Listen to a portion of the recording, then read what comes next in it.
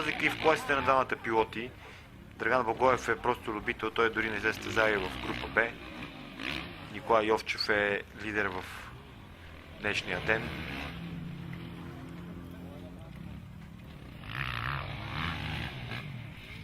Доста бърз е, аз го наблюдавах на тренировките.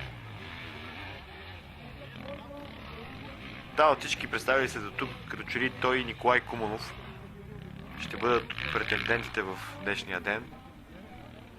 И двамата минават доста бързо трасето. И ето настига Николай и Драган. Явно доста се е позабавил и изморил Драган Благоев.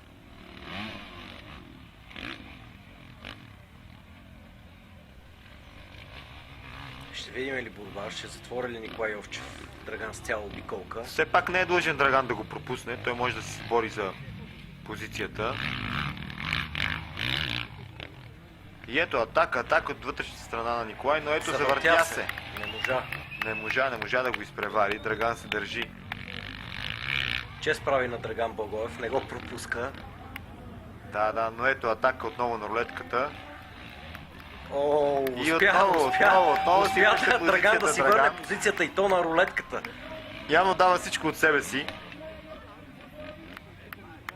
Доста оспорвана тази серия, изненадващо за мен.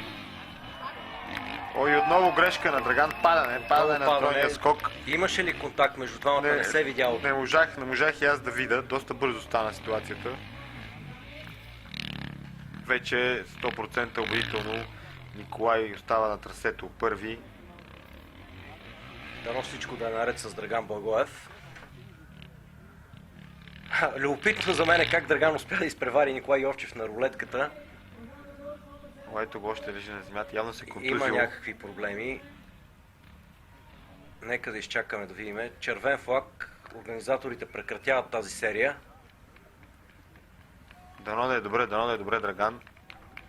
Чувате аплодисментите на публиката. Наистина страхотно шоу. Даде всичко от себе си, за да се опълчи срещу Николай Йовчев, но не му достигне като че ли опит и рутина. Ето, направи тази грешка. Нямаше контакт. Да. Отново идентично падане с първото падане. От този камер се вижда по-добре. Никакъв контакт между двамата. Изправи се Драган Благоев. Явно всичко е наред с него. Едва ли ще се размине без някакви натъртвания. Но като цяло изглеждаше добре. Продължаваме напред с серия номер 6.